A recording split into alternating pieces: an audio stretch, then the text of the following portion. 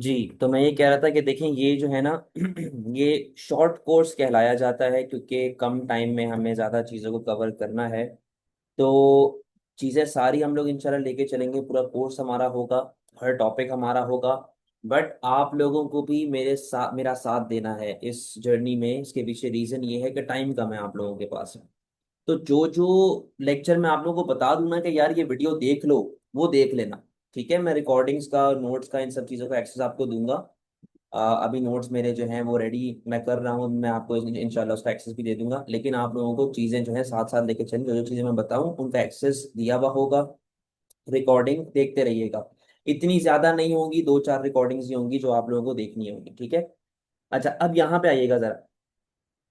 बेटा as economics में पहले ज़रा पेपर पैटर्न को डिस्कस कर लेते हैं। जो आपके पास पेपर आएगा, दो पेपर्स होते हैं, एक होगा आपके पास पेपर वन, ठीक है, और दूसरा आपके पास होगा पेपर टू। अब पेपर वन बड़ा सिंपल सा पेपर है। ये 1 घंटे का पेपर होता है। ठीक है। इसमें आपके पास 30 MCQs आएंगे और ये 30 मार्क का पेपर होगा। सही है। ये 30 मार्क का पेपर होगा। अब बच्चे मुझसे पूछते हैं कि सर इसमें से कितने एमसीक्यूज माइक्रो से आएंगे, कितने मैक्रो से आएंगे। बेटा ऐसा कोई फिक्स रूल नहीं है कि आधे आधे हैं। पूरे पूरे भी आ सकते हैं कि पूरे माइक्रो से आ जाए, पूरे ही मैक्रो से आ जाए। बट एग्जामिनर यूजुअली किस तरह लेके चल रहा होता है, बराबरी का रेशियो लेके चलता है। 15 माइक्रो 15 माइक्रो, या 16 माइक्रो 14 माइक्रो, इस तरीके से वो लेके चल रहा होता है। इस पेपर को प्रैक्टिस करने के लिए आप लोगों को एक बुक मिलेगी, उसका नाम है पेपर वन टॉपिकल। आप लोगों ने अपनी प्रैक्टिस उससे करनी है। ठीक है, और साथ साथ करते रहना है। उस बुक में तकरीबन भी 1000 MCQs है। बेटा 1000 में से कम 10 MCQs तो रिपीट होंगे। 1000 का 10 क्या होता है, 0.1%। तो आपको अगर 10 के 10 मार्क्स प्लेट में रख के दिए जा रहे हैं तो आपके लिए क्या बुरा है। और ये बात याद रखिएगा कि एमसीक्यूज ही आपका ग्रेड बनाता है, पेपर टू आपका ग्रेड नहीं बनाता। ठीक है। तो आपको टॉपिकल वाली बुकलेट अपनी कंप्लीट करनी है। जो जो टॉपिक हमारे होते जा रहे हैं उसी दिन बैठ के उस टॉपिक के एमसीक्यूज को निपटा के खत्म करो। सही है। जिन जिन एमसीक्यूज में इशू आ रहा है उसकी पिक्चर प्लस आंसर आप लोग मुझे व्हाट्सएप पे भेजेंगे, मैं आप लोगों को वो करवाऊंगा। लेकिन पेपर वन की प्रैक्टिस हम लोग करेंगे जब हमारा पेपर टू एंड हो जाएगा। सही है। अच्छा, अब पेपर टू पे आइएगा। देखो बेटा पेपर टू क्या होता है, पेपर टू की जो ड्यूरेशन है वो 2 घंटा होती है। ठीक है, और ये कितने मार्क का पेपर है, ये 60 मार्क का पेपर है। इसमें 3 सेक्शंस आते हैं। सेक्शन ए, जो कि आपका एक डेटा रिस्पॉन्स सेक्शन होता है।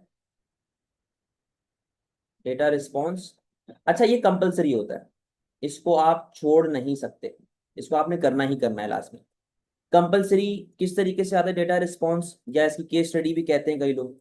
डेटा रिस्पॉन्स इस तरीके से होता है कि आपको एक शॉर्ट केस दिया जाएगा, तकरीबन 1 पेज का, शॉर्ट तो खैर नहीं है, 1 पेज का तकरीबन केस होगा। उसके अंदर मुल्क के बारे में डिफरेंट बातें लिखी हुई होंगी, मुल्क के हालात, मुल्क का रहना सहना, मुल्क में किस तरीके से लोग करते हैं, लोगों की इनकम क्या है, स्टैंडर्ड ऑफ लिविंग क्या है। उसने पूरे का पूरा आपको एक स्केलेटन बना के दिया होगा कंट्री का। और उससे रिलेटेड वो क्वेश्चंस पूछेगा। तो वो क्वेश्चंस डिफरेंट तरह के हो सकते हैं कि भाई क्या मामला चल रहे हैं, किस तरह इकोनॉमिक ग्रोथ लेके आए, क्या ये वो। तो इस तरीके से बेटा आपको अपना सेक्शन ए अटेम्प्ट करना है। बट एक बात का ख्याल रखिएगा, ये कॉम्प्रीहेंशन नहीं है। जो बच्चे कॉम्प्रीहेंशन समझ के जाते हैं ना, वही केस से लाइन उठाई, चलो भाई यहाँ पे फीड कर दो आंसर में। कॉम्प्रीहेंशन नहीं है ये। आपको अपने वर्ड्स में आंसर लिखना है, अपने हिसाब से आंसर लिखना है। ठीक है। अच्छा, ये होता है बेटा कितने मार्क का, 20 मार्क का। 20 मार्क का होता है, ये कंपलसरी है, इसको आप छोड़ नहीं सकते। फिर आए दूसरे सेक्शन पे, सेक्शन बी। सेक्शन बी जो आपका है वो आता है माइक्रो से। सही है। और इसके अंदर आपको 2 क्वेश्चंस मिलते हैं, आपको एक क्वेश्चन अटेम्प्ट करना होता है, यानी कि एक क्वेश्चन की चॉइस।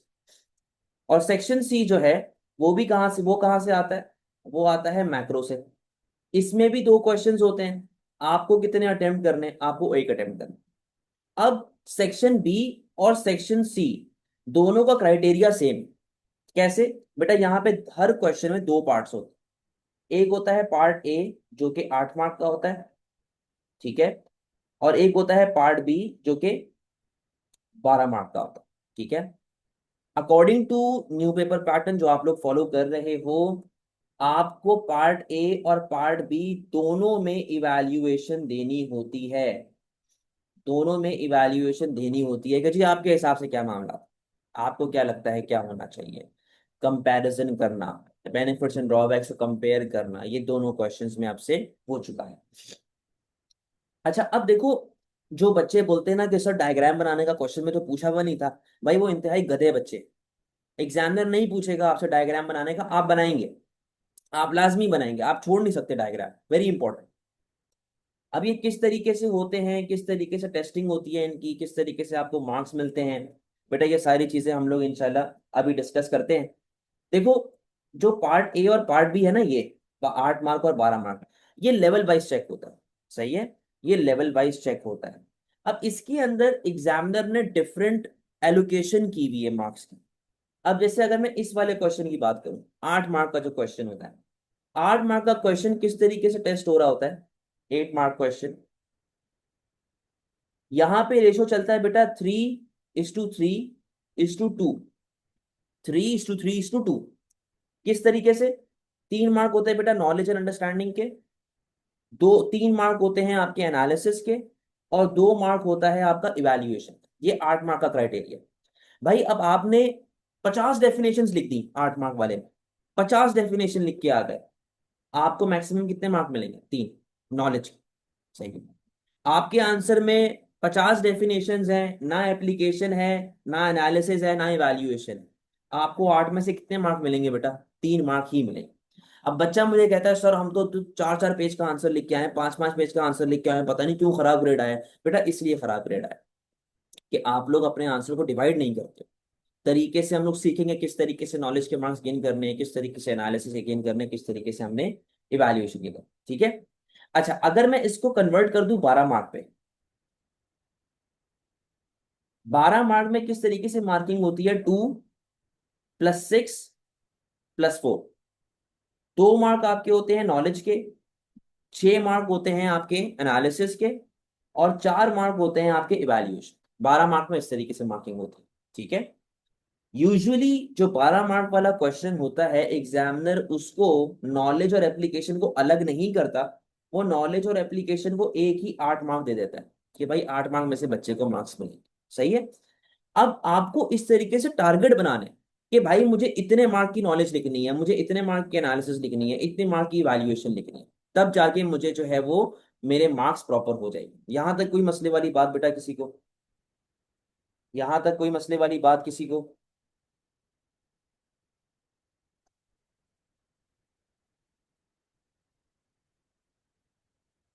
कोई टेंशन बेटा? जल्दी से बताओ।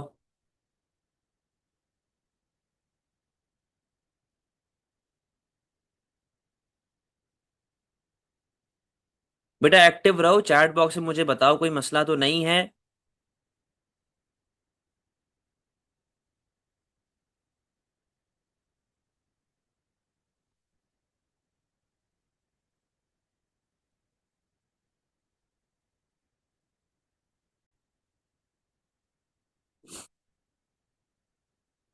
चलें फिर हम लोग अपनी बात को आगे बढ़ाते हैं। बेटा पेपर पैटर्न और बाकी सारी चीजें हम लोग देख चुके हैं। अब हम लोग अपना फर्स्ट टॉपिक स्टार्ट कर रहे हैं। देखो इकोनॉमिक्स, जो बच्चे कहते हैं कि यार बड़ा अजीब सा सब्जेक्ट है, वो इसलिए कहते हैं क्योंकि वो रट्टे मार के बैठे हुए होते हैं, उनको डायग्राम बनाने की तमीज नहीं होती, आसान लफ्जों में। हमारा जितना भी पूरा गेम चलेगा, हम लोगों ने रट्टा कुछ भी नहीं मारना, हमने सिर्फ और सिर्फ चीजों को समझना है। हमने चीजों को समझना है, ठीक है। हम लोग जब चीजों को समझ के चलेंगे तो हमें कभी भी प्रॉब्लम नहीं आएगी। अब बेटा इकोनॉमिक्स की जो डायग्राम्स हैं, उसका पूरा गेम जो है ना, ये दो चीजों पे चल रहा होता है, और उसको हम लोग कहते हैं गेम ऑफ रिलेशनशिप्स। सही है, गेम ऑफ रिलेशनशिप्स। अब हमारे पास इकोनॉमिक्स में बेटा दो तरह के रिलेशनशिप होते हैं, या तो पॉजिटिव रिलेशनशिप होगा, या तो नेगेटिव रिलेशनशिप होगा, ठीक है। अब फॉर एग्जाम्पल, यहां पर मैं आ गया, और यहां पर मेरा एक बहुत अच्छा दोस्त आ गया, ठीक है। अगर मैं किसी जगह पर जाऊंगा तो वो भी उस जगह पर जाएगा, और अगर मैं किसी जगह पर नहीं जाऊंगा तो वो भी उस जगह पर नहीं जाएगा।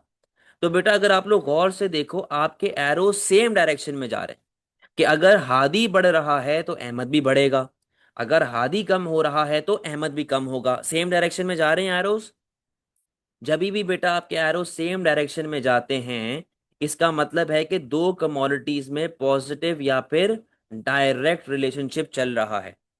और जब भी दो कमोडिटीज में पॉजिटिव या डायरेक्ट रिलेशनशिप होता है, उसका कर्व बेटा कैसा बनता है? हमेशा अपवर्ड स्लोपिंग। ठीक है, कभी भी दो कमोडिटीज में जब पॉजिटिव या डायरेक्ट रिलेशनशिप होता है, उसका कर्व अपवर्ड स्लोपिंग बनता है।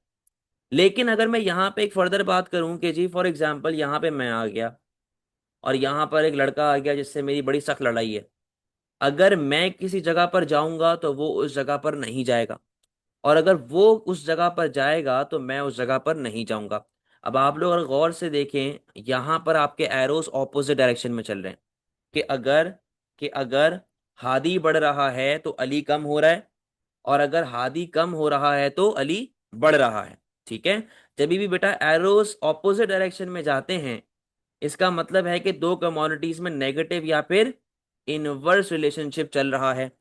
और जब भी दो कमोडिटीज में नेगेटिव या इनवर्स रिलेशनशिप चलेगा, उसका कर्व कैसा बनता है बेटा? हमेशा डाउनवर्ड स्लोपिंग। ठीक है, तो हमें गेम ऑफ रिलेशनशिप से कहानी को लेके चलना है कि आपका कर्व जो है वो अपवर्ड स्लोपिंग बनेगा या डाउनवर्ड स्लोपिंग बने।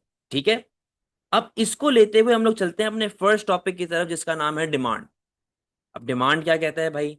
Demand is the willingness and ability of a consumer to consume a certain good or a service. किसी भी चीज को खरीदने की ख्वाहिश, किसी भी चीज को खरीदने की चाहत अगर आपके अंदर है, आपने डिमांड क्रिएट कर दिया। ठीक है, मैं खरीदना चाहता हूं, मैं कंज्यूमर हूं, मैं खरीदना चाहता हूं, मैंने क्या क्रिएट कर दिया बेटा? यहाँ पे डिमांड। अब मेरी बात सुनो बेटा, जिस तरीके से हमारे पास हर चीज में एक लॉ चल रहा होता है, सेम उसी तरह यहां पर हमारे पास एक टर्म आती है जिसे हम लोग कहते हैं law of demand. Law of demand, अब समझना जरा। लॉ ऑफ डिमांड जो आपका होता है, लॉ ऑफ डिमांड जो आपका होता है, वो एक बड़ी सिंपल सी चीज कहता है। और ये एक ऐसी चीज है जो कि एक हर बंदा समझता है, भले इकोनॉमिक्स उसने पढ़ी हुई है कि नहीं पढ़ी हुई। बड़ी सिंपल सी बात वो ये कहता है कि यार अगर किसी भी गुड की प्राइस बढ़ेगी ना, किसी भी गुड की प्राइस बढ़ेगी, तो महंगा होगा तो लोग उसे कम खरीदेंगे। ठीक है, लोग उसे कम खरीदेंगे, यानी कि जब प्राइसेस बढ़ती हैं तो आपकी क्वांटिटी डिमांड के ऊपर क्या अफेक्ट आता है? आपकी क्वांटिटी डिमांड फॉल हो जाती है। और अगर किसी भी गुड की प्राइस कम होगी, वो गुड सस्ता हो जाएगा, अट्रैक्टिव हो जाएगा, तो उस गुड के लिए क्वांटिटी डिमांड क्या हो जाएगी बेटा? बढ़ जाएगी। ठीक है, तो अगर आप लोग एक चीज को गौर से देखें कि प्राइस बढ़ रही है तो डिमांड कम हो रही है, प्राइस कम हो रही है तो डिमांड बढ़ रही है, यानी कि आपके एरोज जो हैं वो ऑपोजिट डायरेक्शन में चल रहे हैं। और जब भी आपके एरोज ऑपोजिट डायरेक्शन में चलते हैं, इसका मतलब क्या है कि आपके पास किस तरह का रिलेशनशिप आ रहा है? नेगेटिव या फिर इनवर्स। ठीक है, नेगेटिव या फिर इनवर्स। और जब भी दो कमोडिटीज में बेटा इनवर्स रिलेशनशिप आता है, तो उसका कर्व कैसे बनता है? उसका कर्व बनता है डाउनवर्ड स्लोपिंग। कर्व कैसा बनता है? Downward sloping. तो अब यहां पे जरा डायग्राम को देखो, इधर आ गई प्राइस, यहां पर आ गई आपके पास क्वांटिटी। ठीक है, रिलेशनशिप नेगेटिव है तो कर्व बनेगा डाउनवर्ड स्लोपिंग। तो अब ये देख लो जरा, ये आपके पास डिमांड कर्व आ गया। अब बेटा बात सुनो, इनिशियली मेरी प्राइस लेवल ये चल रही थी, मैं इतनी क्वांटिटी कंज्यूम कर रहा था। ठीक है, मैं ऑपरेट कर रहा था पॉइंट ए पे। सही है, जैसे ही बेटा मेरे पास प्राइसेस कम होती हैं फ्रॉम P to P1, मेरी प्राइस जैसे ही कम होती है from P to P1 according to law of demand, वो गुड महंगा हो जाएगा, सो वो गुड सस्ता हो जाएगा। और जब वो गुड सस्ता हो रहा है तो उसकी डिमांड बढ़ जानी चाहिए। तो आपकी क्वांटिटी बढ़ गई फ्रॉम Q to Q1, और आप आ गए बेटा from point A to point B. ठीक है, और अगर आपके गुड की प्राइसेस बढ़ जाती हैं फ्रॉम P to P2, तो बेटा वो गुड जब महंगा होगा लोग उसे कम खरीदेंगे, तो आपकी क्वांटिटी डिमांड कम हो जानी चाहिए from Q to Q2। Movement along the curve from point A to point C. समझ गए हैं बेटा डायग्राम को? कोई मसले वाली बात तो नहीं है यहां तक? जल्दी से बताएं बेटा, यस नो चैट में लिखो ताकि मुझे पता रहे कि आप लोग होश में हैं। जल्दी से बताएं।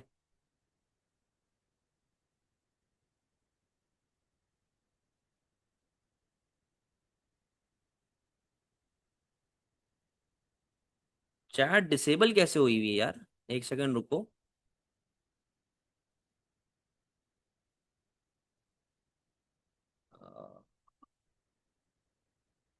मीटिंग ग्रुप अब जरा चेक करें, अब सही चल रही है?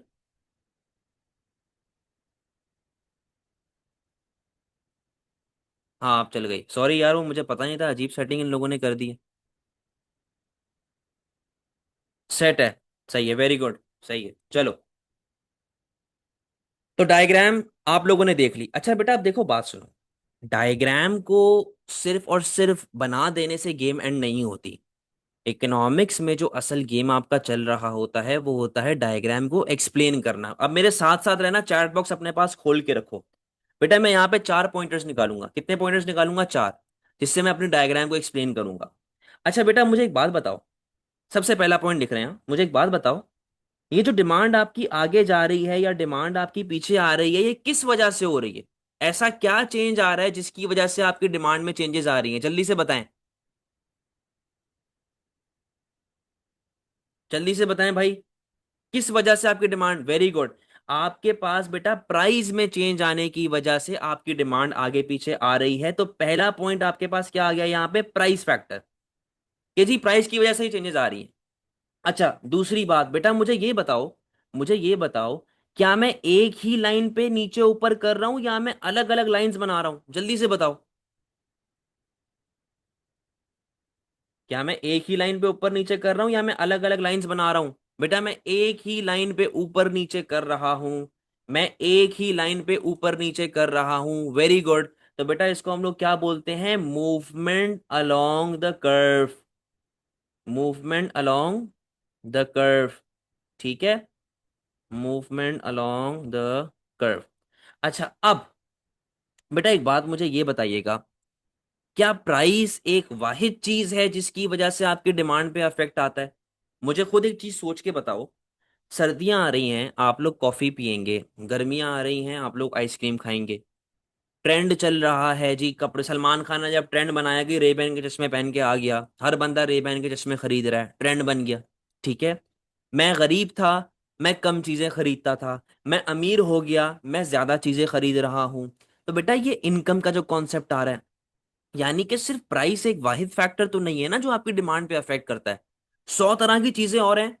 100 तरह की चीजें और हैं। अब मुझे एक बात ये बताओ।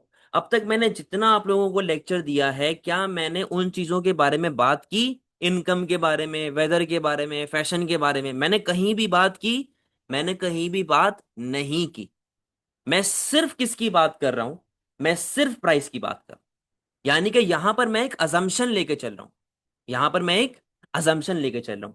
उस अजम्पशन को हम लोग कहते हैं सिट्रस पैरेबस। क्या कहते हैं उसको? Ceteris paribus. Now what is ceteris paribus? Definition को समझना। सिट्रस पैरेबस कहता है apart from one variable factor one variable factor, all other factors are all other factors are constant. समझना जरा डेफिनेशन को। कहता है apart from one variable factor. बेटा what is variable? What is variable? Variable वो चीज होती है जो चेंज होती रहती, जो ऊपर नीचे घूमती फिरती रहती है, चेंज होती रहती है, सेम नहीं होती। और यहां पर इस डायग्राम में वो वेरिएबल फैक्टर कौन है? प्राइस। प्राइस कभी भी नीचे जा रही है, प्राइस कभी भी ऊपर आ रही है। So apart from one variable factor that is price, all other factors such as income, taste, weather, fashion. आबादी बढ़ गई भाई। आबादी बढ़ गई, बच्चे पैदा होते जा रहे हैं तो डायपर्स चाहिए, बेबी फूड चाहिए, demand for baby food will rise. हमने उनको अभी तक कंसिडर नहीं किया। हम उन सबको इग्नोर कर रहे हैं। तो हम लोग क्या बोलते हैं सिट्रस पैरेबस में? Apart from one variable factor, all other factors are constant. बेटा बात क्लियर हो गई है सिट्रस पैरेबस की?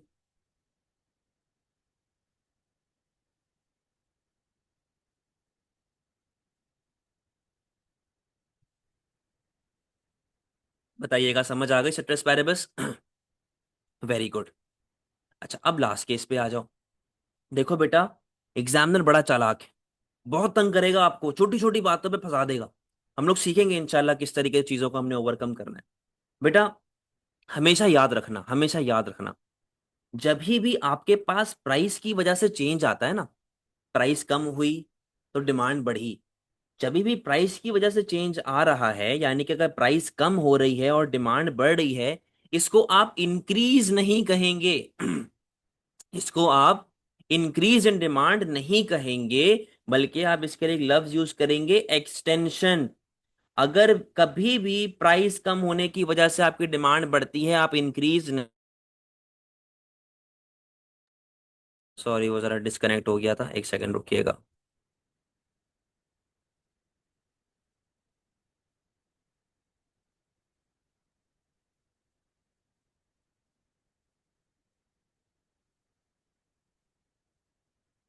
जी सॉरी।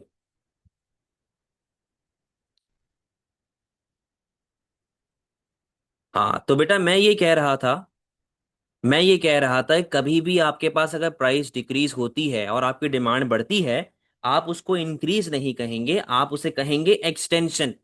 और अगर कभी भी आपकी प्राइस बढ़ती है और आपकी डिमांड कम हो जाती है, आप उसे डिक्रीज नहीं कहेंगे, आप उसे कहेंगे कॉन्ट्रैक्शन। क्या कहेंगे उसको? कॉन्ट्रैक्शन। ठीक है। तो बेटा ये चार चीजें हैं जो आपको अपनी इस डायग्राम में प्रॉपरली एक्सप्लेन करनी है, आपको बताना है, जोड़ना है चीजों को। समझ गए बेटा चीजों को? क्लियर है?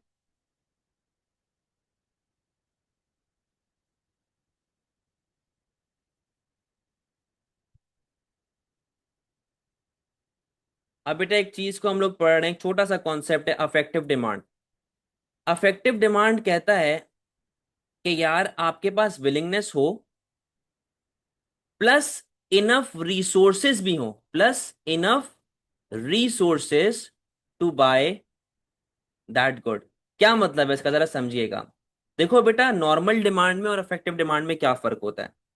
नॉर्मल डिमांड का मतलब क्या होता है? विलिंगनेस हो या ख्वाहिश हो, ठीक है। विलिंगनेस हो या ख्वाहिश हो, यानी कि अगर आपके पास इन दोनों में से कोई एक चीज भी होगी ना, तो आपने डिमांड क्रिएट कर दी। लेकिन अफेक्टिव डिमांड का मतलब होता है कि खरीदने की चाहत भी हो, प्लस इतना पैसा भी हो कि आप खरीद सकते हैं। फॉर एग्जाम्पल, मैं और बिल गेट्स एक दिन चाय पे बैठे हुए, मैंने बिल गेट्स को बोला, यार जानी मुझे ना एक प्राइवेट जेट खरीदना है। अब मेरे पास विलिंगनेस तो है, ख्वाहिश तो है, बट पैसा नहीं। तो मैंने क्या क्रिएट किया बेटा? मैंने क्रिएट किया डिमांड। लेकिन अगर बिल गेट्स बोलता है कि यार हादी मुझे एक प्राइवेट जेट खरीदना है, तो बिल गेट्स के पास ख्वाहिश भी है, विलिंगनेस भी है, प्लस उसके पास इतना पैसा भी है कि वो प्राइवेट जेट खरीद सकता है। तो बेटा बिल गेट्स ने क्या क्रिएट कर दी है? Affective demand. ये सिर्फ एक छोटा सा डिफरेंस है। ये मैं सिर्फ इसलिए बता रहा हूं कि अगर इनकेस एमसीक्यू में आ गया तो आपको पता होना चाहिए, वरना ये कभी मैंने आज तक ऐसा देखा नहीं है टेस्ट होता हुआ। ठीक है। अच्छा, मैं आप लोगों को जरा नोट्स दिखा रहा हूँ, एक मर्तबा जरा देख लें किस तरीके से आपने एक्सप्लेनेशन करनी है, चीजों को एक्सप्लेन करना है। बेटा जरा देख लो, एक नजर, 2 मिनट है आप लोगों के पास।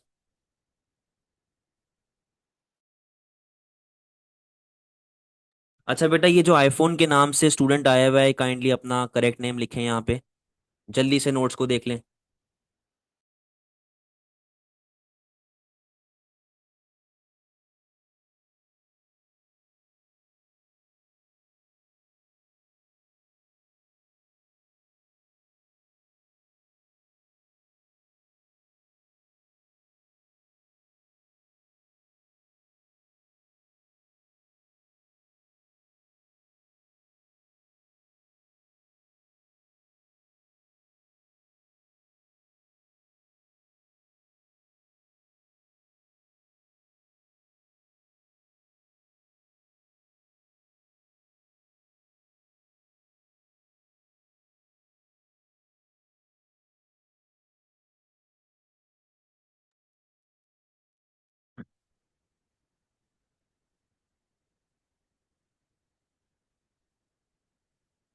डन हो गया बेटा?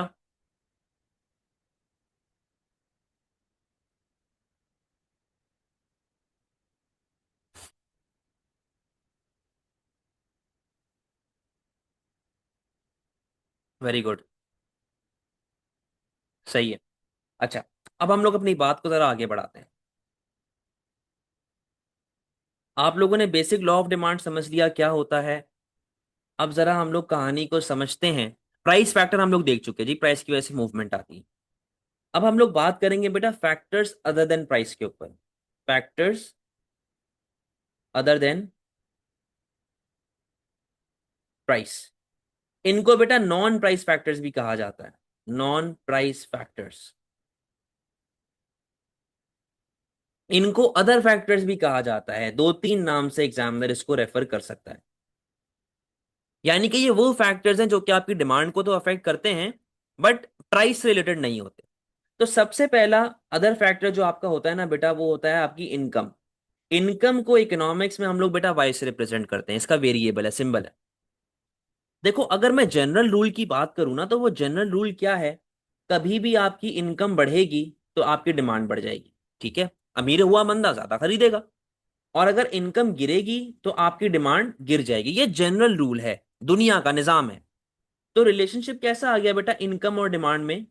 पॉजिटिव रिलेशनशिप आ गया कि अमीर होगा तो डिमांड बढ़ जाएगी।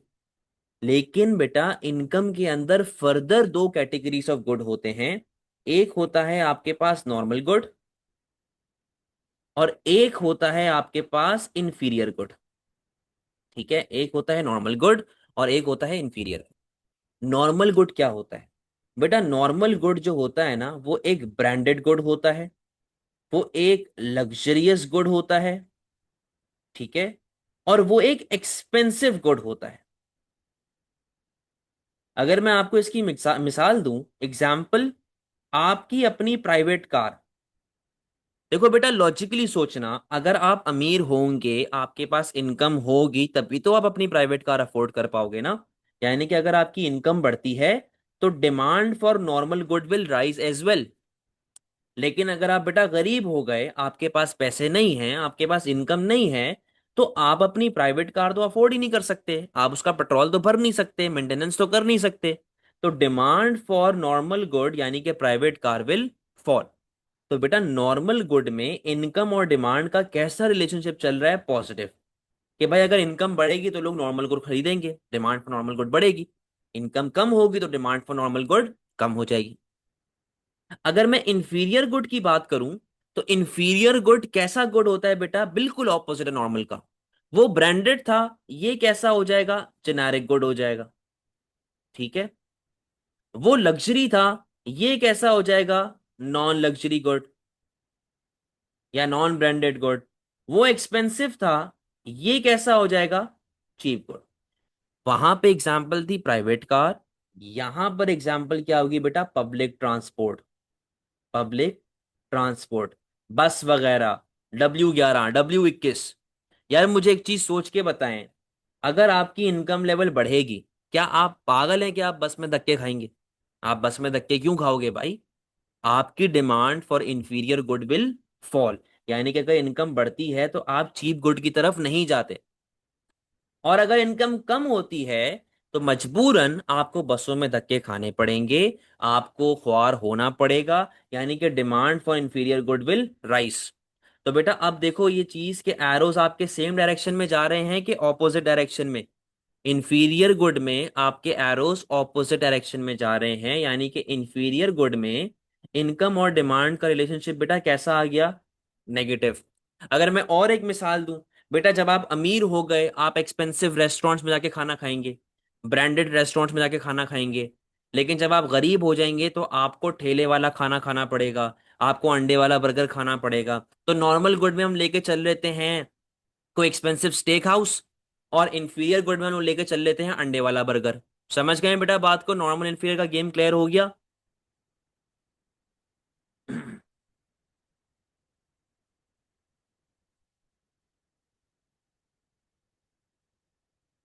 अच्छा बेटा इसको आप लोग और डिटेल में पढ़ेंगे, और डिटेल में पढ़ेंगे इनकम इलास्टिसिटी ऑफ डिमांड में, अपने इनकम इलास्टिसिटी ऑफ डिमांड के टॉपिक में। ठीक है, आगे जाके हमारा आएगा। अच्छा अब हमने इनकम की तो बात कर ली, सेकंड केस के ऊपर आइएगा। बेटा इनकम के बाद जो हमारे पास दूसरा केस है वो है direct tax. What is direct tax? Direct tax या फिर प्रोग्रेसिव टैक्स, ये बेटा वो टैक्स होता है, ये वो टैक्स होता है जो आपकी इनकम पे लगता है। ठीक है, इनकम टैक्स। अब प्रोग्रेसिव टैक्स क्या बोलता है? प्रोग्रेसिव टैक्स कहता है कि जैसे जैसे आपकी इनकम लेवल बढ़ती रहेगी, जैसे जैसे आपकी इनकम लेवल बढ़ती रहेगी, जैसे जैसे तुम अमीर होते रहोगे, वैसे वैसे आपका टैक्स का परसेंटेज भी क्या होता रहेगा, बढ़ता रहेगा। यानी कि जैसे जैसे आप अमीर होते गए, आपकी इनकम लेवल बढ़ती गई, आपको ज्यादा टैक्स पे करना पड़ेगा। ये होता है डायरेक्ट टैक्स या प्रोग्रेसिव टैक्स, ठीक है। अब एक टर्म है जिसका नाम है disposable income. What is disposable income? Disposable income कहता है इनकम लेस टैक्स, ठीक है। यानी कि जो आपकी इनकम आफ्टर टैक्स होती है, आसान लफ्जों में जो आपकी इनकम आफ्टर टैक्स होती है, वो क्या होती है? Disposable income, income after tax, ठीक है। अब बेटा जरा देखिएगा, अब जरा देखिएगा, ईयर वन में फॉर एग्जाम्पल, ईयर वन में फॉर एग्जाम्पल मेरी महाना इनकम है 1,000 रुपए, ठीक है। मैं गवर्नमेंट को टैक्स पे करता हूँ 100 रुपए का, तो बेटा डिस्पोजेबल इनकम या फिर इनकम आफ्टर टैक्स मेरी कितनी बची? 900 रुपए, सही है। ईयर टू में मेरी इनकम आज भी सेम है, बट गवर्नमेंट ने टैक्स का रेट बढ़ा दिया, और मैं पहले के मुकाबले में 200 रुपए टैक्स के पे कर रहा हूं, तो बेटा मेरी डिस्पोजेबल इनकम यानी कि इनकम आफ्टर टैक्स कितनी बची? खाली 800 रुपए बची। मेरी इनकम आफ्टर टैक्स कितनी बच रही है बेटा? खाली 800 रुपए बच रही है।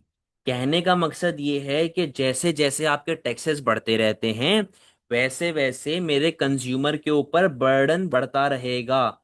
मेरे कंज्यूमर के ऊपर बेटा बर्डन बढ़ता रहेगा, परेशानी बढ़ती रहेगी, ठीक है। जब मेरे कंज्यूमर में परेशानी बढ़ती रहेगी ना, इसका मतलब ये है कि मेरी डिमांड कम हो जाएगी, रीजन बीइंग कि मेरे पास इनकम ही नहीं है, सही है।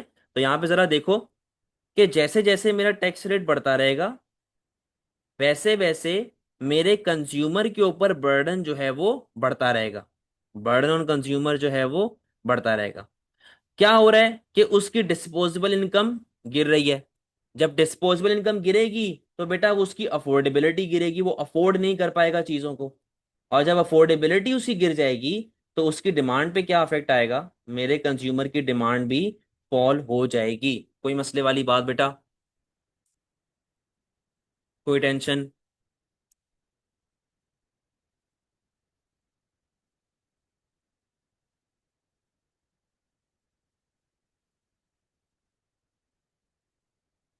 बताइएगा, कोई मसला तो नहीं है?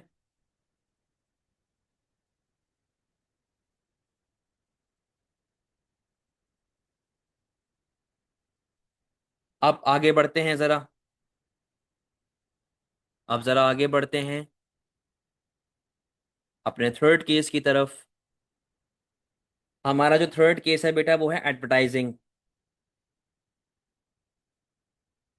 आप लोगों ने बिजनेस वगैरह पढ़ी भी होगी, अगर अभी पढ़ रहे हैं तो आप लोगों को पता होगा कि एडवर्टाइजिंग जो है वो हमारे पास दो तरह की होती है। एक होती है इंफॉर्मेटिव,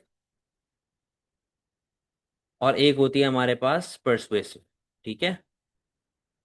अच्छा, इंफॉर्मेटिव का मतलब क्या होता है बेटा? इंफॉर्मेटिव का मतलब होता है नॉलेज देना। कि example, smoking kills, smoking kills, alcohol kills, dengue से बचने के तरीके, ये इंफॉर्मेटिव होती है। What is persuasive? परसुएसिव का मतलब होता है परसुएड करना, कस्टमर्स को परसुएड करना, कस्टमर्स को अट्रैक्ट करना, कस्टमर को ये बताना कि यार हमसे अच्छा प्रोडक्ट कोई है ही नहीं दुनिया में। आप लोग जो जो ऐड टीवी पे देखते हैं, केएफसी का देख लिया, पेप्सी का देख लिया, सेवन अप का देख लिया, ये सब क्या है? ये परसुएसिव एडवर्टाइजमेंट। क्या जी, हमसे अच्छी कोल्ड ड्रिंक कोई नहीं बनाता, हमसे अच्छा फ्राइड चिकन कोई नहीं बनाता, ठीक है। हम कस्टमर्स को अट्रैक्ट कर रहे हैं, और अट्रैक्ट करने के लिए आप क्या क्या करते हो? आप सेलिब्रिटीज को लेके आते हो, आप एक्सपेंसिव सेलिब्रिटीज लेके आ रहे हैं। भाई आप खुद एक चीज को सोचो ना, शाहरुख खान क्यों आता है ऐड में? सलमान खान क्यों आ रहा है ऐड में? क्योंकि उनकी एक फैन बेस है, कस्टमर उन पर ट्रस्ट करता है, फैंस उन पर ट्रस्ट करते हैं। अब वो बोल रहा है यार अगर सलमान खान भाई बेच रहा है तो फिर ठीक ही होगा, खराब नहीं होगी चीज, सही है। तो वो परसुएड करने के लिए। अब अगेन वही वाली बात है, जितनी अट्रैक्टिव आपकी एडवर्टाइजमेंट होगी, उतना कस्टमर आपके पास आएगा, उतना आपसे वो सामान खरीदेगा, ठीक है। डिमांड आपकी बढ़ जाती है। लास्ट केस जो आपके पास होता है, वो है price of related goods. Price of, price of related goods, ठीक है। अच्छा, बेटा प्राइस ऑफ रिलेटेड गुड्स के अंदर हम लोग क्या करते हैं, हम लोग एक गुड की प्राइस को दूसरे गुड की डिमांड के साथ कंपेयर करते हैं। हम लोग एक गुड की प्राइस को दूसरे गुड की डिमांड के साथ कंपेयर करते हैं। ये कॉन्सेप्ट आप डिटेल में पढ़ेंगे क्रॉस इलास्टिसिटी ऑफ डिमांड एक्सईडी में आगे जाके। लेकिन समझना जरा इस चीज को। बेटा हमारे पास ना यहाँ पे दो खिलाड़ी हैं प्राइस रिलेटेड गुड्स में, दो खिलाड़ी हैं।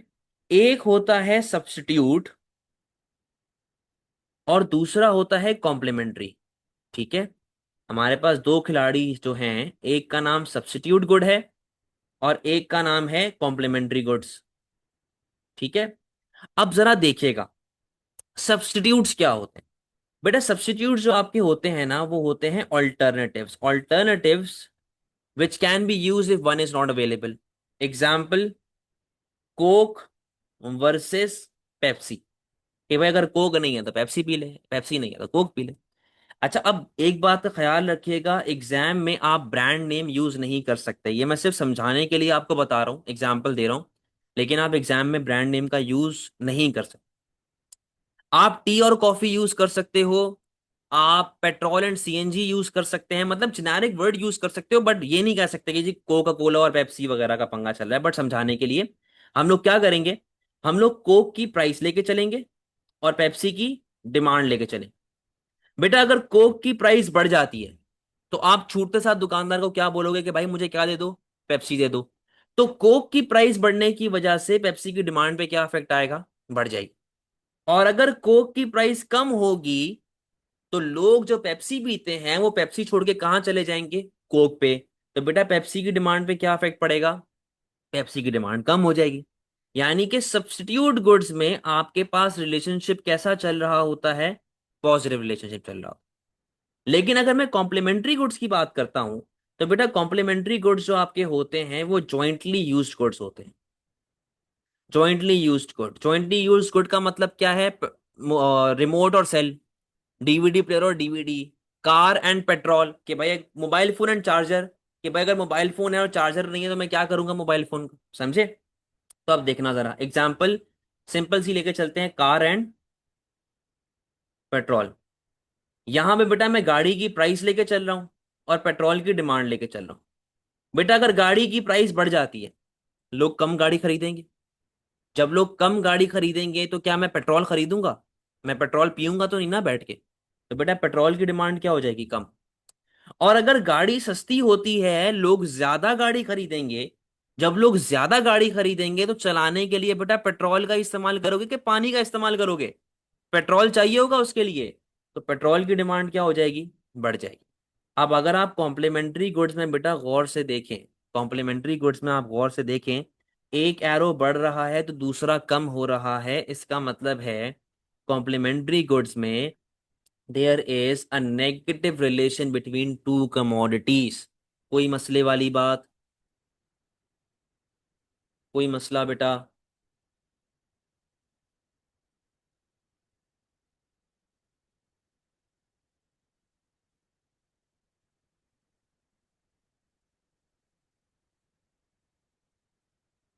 समझ गए चीजें,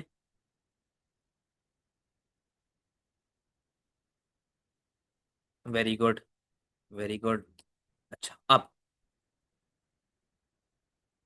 हम लोगों ने चार बातें डिस्कस की यहाँ पे, ठीक है। अब ये चार बातों पे डिमांड लिमिट नहीं है, अदर फैक्टर्स और भी बहुत सारे हैं। मैंने ये चार पे इसलिए फोकस किया है क्योंकि इनका कंटेंट काफी ज्यादा है और आप आंसर राइटिंग इनसे काफी अच्छी तरह कर सकते हो। और क्या क्या अदर फैक्टर्स हैं जो डिमांड को हिट करते हैं भाई, फैशन, ये भी आपकी डिमांड पे अफेक्ट करता है। फैशन हो गया, ठीक है। ट्रेंड हो गया जो मैं पीछे पहले बात कर रहा था। वेदर हो गया, कल्चर हो गया, ठीक है। पॉपुलेशन हो गई, सही है। ये भी बहुत सारी चीजें हैं जो आपके डिमांड पे अफेक्ट कर रही होती हैं।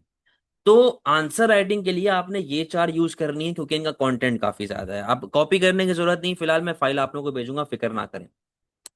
अच्छा, अब जरा हम लोग देखते हैं कि यार अदर फैक्टर्स में चेंज आने की वजह से क्या अफेक्ट आता है आपके डिमांड कर पे। पहले मैं जरा प्राइस वाली कॉपी पेस्ट करूं ताकि कंपैरिजन करना आसान हो जाए। ये प्राइस फैक्टर की डायग्राम है, ठीक है। एक सेकंड, कॉपी हो रही है।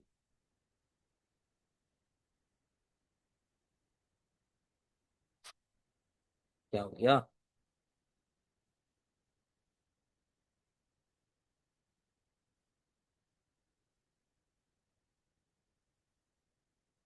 अच्छा, ये प्राइस फैक्टर है, ठीक है। इसको मैंने अब कंपेयर करना है नॉन प्राइस फैक्टर्स के साथ।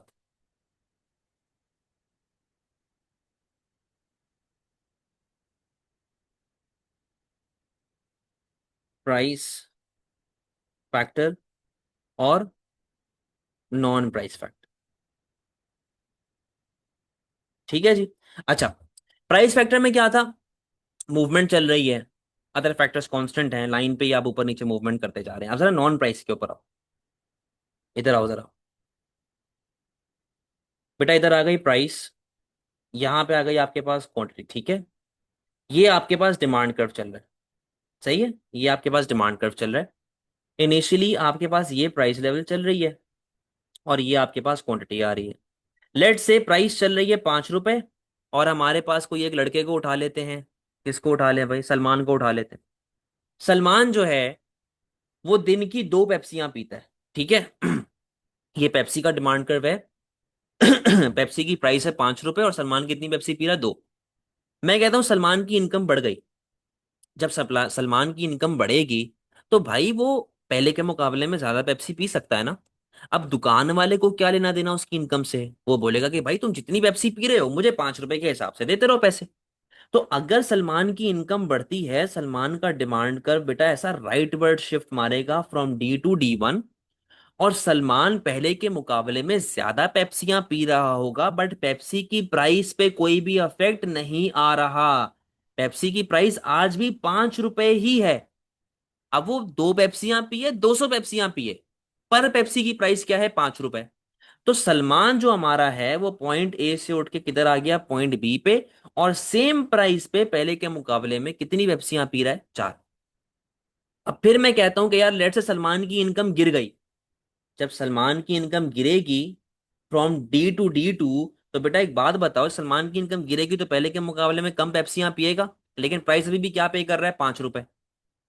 तो उसका डिमांड कर्व आ जाएगा फ्रॉम D to D2, और पहले के मुकाबले में सेम प्राइस पे वो कितनी पेप्सियां पी रहा होगा बेटा? 1 पेप्सी पी रहा होगा। यानी कि जब आप नॉन प्राइस फैक्टर्स की बात करते हैं तो बेटा उसमें हम लोग प्राइस को कांस्टेंट कंसिडर करते हैं, पर प्राइस। भाई वही सिंपल सी बात है ना, आप 2 पेप्सियां पी लो, आप 500 पेप्सियां पी लो, पर पेप्सी की प्राइस कितनी लिखी हुई है? 5 रुपए, तो वो 5 रुपए के हिसाब से ही पैसे देने हैं आप। कोई मसले वाली बात बेटा नॉन प्राइस फैक्टर का?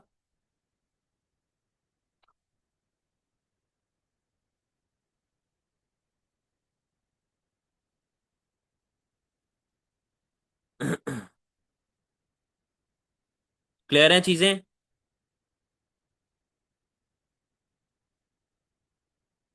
जी, इसमें वेरिएबल है, वेरी गुड। वेरी गुड, इसमें हम लोग कंसिडर कर रहे हैं। अब जरा गेम को समझो, कंपैरिजन करना शुरू करो। बेटा यहां पे क्या चल रहा था? Price factor. तो इधर हमारे पास क्या आएगा? इधर हमारे पास आएगा नॉन प्राइस फैक्टर, यानी कि फैक्टर्स अदर देन प्राइस, ठीक है। वहां पे क्या चल रहा है? Movement along the curve. यहां पे बेटा देखो आपकी लाइंस चेंज हो रही हैं, तो इसको हम लोग क्या बोलेंगे? Shift. Shift in demand curve. Citrus variables क्या बोलता है कि प्राइस के अलावा हर चीज कांस्टेंट है, यानी कि अदर फैक्टर्स कांस्टेंट है। लेकिन अगर हम लोग इस डायग्राम को गौर से देखें तो यहां पर कौन कांस्टेंट है? यहां पर बेटा आपकी प्राइस कांस्टेंट है। यहां पर आपकी प्राइस कांस्टेंट है। और लास्ट केस बेटा, उसको एक्सटेंशन कॉन्ट्रैक्शन कहते हैं। अगर तो शिफ्ट आता है, शिफ्ट आता है और डिमांड आपकी बढ़ती है, आप उसके लिए वर्ड यूज करते हैं इंक्रीज का। और अगर शिफ्ट पीछे की तरफ आता है, डिमांड आपकी गिरती है, आप उसके लिए लफ्ज यूज करेंगे डिक्रीज का।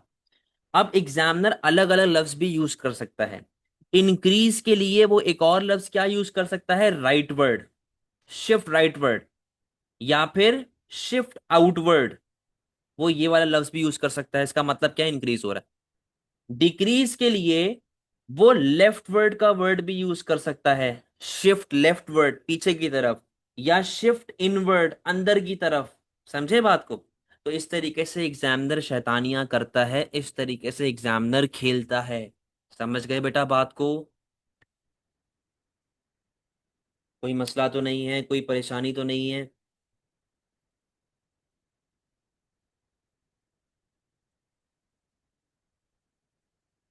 तारा आपको क्लियर हो गया बेटा? जो आप इनकम का पूछ रही थी। Very good. अब मैं आप लोगों को एक्सप्लेनेशन दिखा रहा हूँ, एक्सप्लेनेशन पढ़ लो जल्दी से, फिर हम लोग क्लास को ऑफ करते हैं। और इंशाल्लाह फिर हम लोग चीज़ों को फिर फर्दर आगे कंटिन्यू करेंगे। ये पढ़ लो ज़रा, या बल्कि ये वाली पढ़ो।